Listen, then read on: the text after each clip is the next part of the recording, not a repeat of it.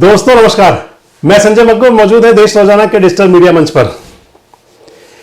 ब्रज का इलाका पलवल, पलवल को कहा जाता है और कहा भी कहा जाता है पलवल एक ऐसा शहर है जिसमें कोई मात्रा नहीं है।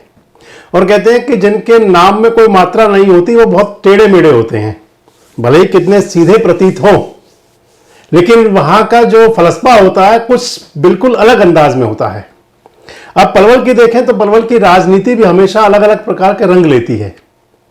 इस समय लगातार चर्चाओं में है पलवल जिले की जिला परिषद की राजनीति। जिला परिषद यानी कि ग्रामीण सरकार की सर्वोच्च संस्था, अगर इसे कह दें कि ग्रामीण सरकारों की संसद। जिस प्रकार देश के अंदर संसद हुआ करती है, वैसे ही ग्रामीण संस्थाओं के अंदर सर्वोच्च संस्था होती है जिला परिषद।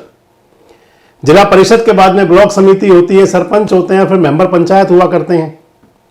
और पलवल की जिला परिषद के लिए अगर कहें तो जाने इसको कौन सा ऐसा श्राप है कि यहां पर कोई भी चेयरमैन अपना कार्यकाल आसानी से पूरा नहीं कर पाता। हर चेयरमैन के कार्यकाल में कुछ ना कुछ विवाद चले रह जाते हैं। अब आजकल चेयरमैन है आरती रावत, उनके पति हैं मनोज रावत, भारतीय जनता पार्टी के नेता हैं। उनको टिकट मिला था विधानसभा चुनाव में हथीन से। आरती रावत को लगभग 2 साल का अरसा हो गया है चेयरपर्सन बने हुए। जिला परिषद की जो चेयरमैन का पोस्ट होती है, क्योंकि महिला है तो चेयरपर्सन कह दिया जाता है। हालांकि कहीं चेयरपर्सन नाम का कोई शब्द नहीं हुआ करता, नाम चेयरमैन ही हुआ करता है। लेकिन इस बात में ना जाते हुए हम कहेंगे क्योंकि वो चेयरपर्सन साहिबा हैं तो उनके खिलाफ अविश्वास का दौर चल रहा है पिछले काफी समय से। हालांकि वो शुरू तो हो गया था लोकसभा चुनाव से पहले ही, यानी कि 2024 की शुरुआत में ही वो दौर शुरू हो गया था।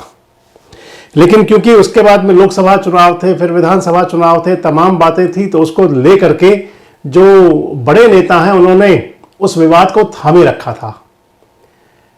जो राजनीतिक घटनाओं में रुचि रखते हैं, खासकर जो ब्रज क्षेत्र के लोग हैं, उनको ध्यान होगा कि जिला परिषद की चेयरपर्सन के खिलाफ पार्षद लामबंद हुए थे। और उस समय यानी कि लोकसभा चुनाव से पहले एक बदलाव ये आया था कि जो सिग्नेचरिंग पावर होती है चेयरपर्सन की, चेयरमैन की, वो आरती रावत से लेकर के और जिला परिषद की एक टीम बन गई थी 5-6 सदस्यों की, उनको मिल गई थी।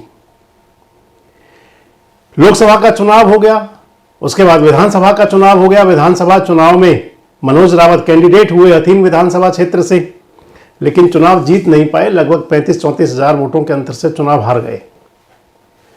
विधानसभा चुनाव हारने के बाद ये मान लें कि जैसे मनोज रावत और उनकी धर्मपत्नी आरती रावत पर जैसे साढ़े साती शुरू हो जाती है। जिला परिषद के सदस्य फिर से कुपित हो गए, नाराज हो गए, बगावत पर उतर आए। और बगावती पार्षदों ने दिसंबर के महीने में, दिसंबर 2024 के पहले सप्ताह में 2-3 दिसंबर को जिले के उपायुक्त यानी कि डीसी साहब को एक नो कॉन्फिडेंस का प्रस्ताव पेश कर दिया। 20 पार्षद हैं जिला परिषद पलवल के अंदर, 20 में से 16 पार्षद उनके खिलाफ थे, चेयरपर्सन के खिलाफ। और उनके हस्ताक्षर वाला जो पत्र जारी हुआ और जिले के डीसी साहब को पार्षदों ने कहा कि हमें अपनी चेयरपर्सन पर विश्वास नहीं है, ना चेयरमैन पर ना वाइस चेयरमैन, दोनों पर।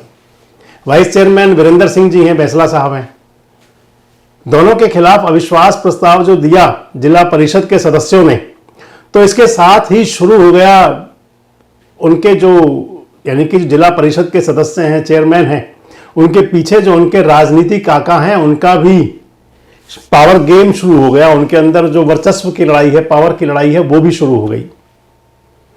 लगभग पूरा 1 महीने का इंतजार हुआ, यानी कि 3 दिसंबर को जो लेटर सौंपा गया था उस पर 30 दिसंबर की तारीख मिली। अविश्वास प्रस्ताव पर चर्चा के लिए बैठक की डेट फिक्स हुई 30 दिसंबर। लेकिन चर्चाएं ये थी कि 30 दिसंबर को बैठक हुई नहीं, हुआ भी वही। एकदम से अचानक डीसी साहब को बीमार होना पड़ गया और डीसी साहब की बीमारी के चलते वो बैठक स्थगित हो गई। मैंने आपको एक वीडियो शेयर किया था कि बीमार होना भी अपने हाथ में भी कई बार नहीं होता। खैर, डीसी साहब बीमार हुए, वो बैठक स्थगित हुई और उसके बाद में जिला परिषद के सदस्य चले गए हाईकोर्ट में। बताया जाता है कि जो बगावती 16 सदस्य हैं उन्होंने हाईकोर्ट का रुख किया। 31 दिसंबर को ही उन्होंने सभी जो जिला परिषद के सदस्य हैं उनके वकालतनामे पर हस्ताक्षर हुए और मामला हाईकोर्ट की दहलीज पर गया। 2 जनवरी को सुनवाई हुई और 2 जनवरी को सुनवाई के बाद में बताते हैं कि हाईकोर्ट ने आदेश कर दिए जिले के उपायुक्त को कि समय से चुनाव यानी कि जो विश्वास प्रस्ताव है इस पर चर्चा कराई जाए, वोटिंग की जरूरत हो तो वोटिंग कराई जाए। 2 दिन पहले ही अब जिला उपायुक्त का वो लेटर जारी हो गया। मैं आपको दिखा रहा हूं, इस पत्र में आप देख सकते हैं, इसमें लिखा हुआ है कि 13 जनवरी को यानी कि जो लोहड़ी का दिन होता है, मकर संक्रांति का दिन होता है, 14 जनवरी की मकर संक्रांति होती है, 13 जनवरी को लोहड़ी का पर्व होता है और 13 और 14 का दिन वो हुआ करता है कि जो सनातन संस्कृति के अंदर इस रूप में मनाया जाता है कि उस दिन में रूठों को मनाया जाता है। अब जिला परिषद के सदस्य रूठे हुए हैं आजकल। अविश्वास प्रस्ताव पर चर्चा के लिए जो तारीख मिली है वो भी एक ऐसा दिन मिल गया है मकर संक्रांति का और लोहड़ी का पर्व का। अब देखने वाली बात यह है कि 13 तारीख को मतदान होगा, 13 तारीख को अविश्वास प्रस्ताव पर चर्चा होगी या नहीं होगी। 13 तारीख को हालांकि संभावना यह है, क्योंकि अब अगर ये हाईकोर्ट का आदेश है, जो जिला परिषद के बगावती सदस्य बता रहे हैं कि ये रूटीन लेटर नहीं है, ये हाईकोर्ट में सुनवाई के बाद में जिला प्रशासन द्वारा जारी किया गया है। अगर ऐसा ही है तो फिर संभावना यह है कि अब की बार अविश्वास प्रस्ताव पर चर्चा होगी।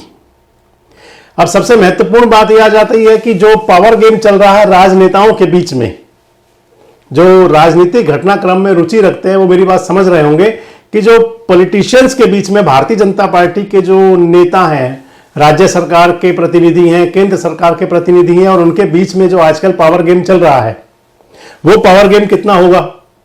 मनोज रावत क्या बगावती पार्षदों को, क्योंकि संक्रांत का दिन आने वाला होगा उस समय, तो क्या बगावती पार्षदों को मना पाएंगे, जो रूठे हुए पार्षद हैं उनसे उन्हें कुछ समझा बुझा पाएंगे।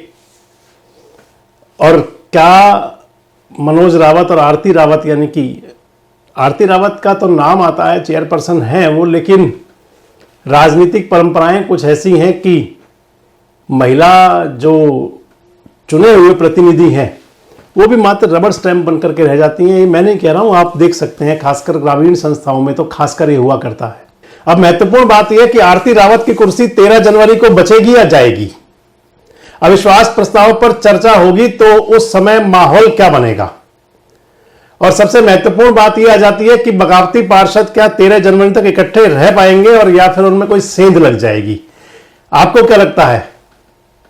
अगर आप हमारे ब्रज क्षेत्र के दर्शक हैं, पलवल जिले के और आसपास के एरिया के दर्शक हैं, तो आप जरूर बताएं कि क्या मोड़ लेगी पलवल जिला परिषद की राजनीति और भारतीय जनता पार्टी के जो बड़े नेताओं के बीच पावर गेम चल रहा है वो किस साइड चलेगा। कमेंट बॉक्स में जरूर बताएं। जुड़े रहे हमारे साथ, देखते रहे देश रोजाना। हमारे साथ जुड़े रहने के लिए सब्सक्राइब करें देश रोजाना के YouTube चैनल को और नई वीडियो की नोटिफिकेशन पाने के लिए बेल आइकन जरूर दबाएं। अगर आप ये वीडियो Facebook या Instagram पर देख रहे हैं तो पेज को लाइक और फॉलो जरूर करें और ज्यादा से ज्यादा शेयर करें।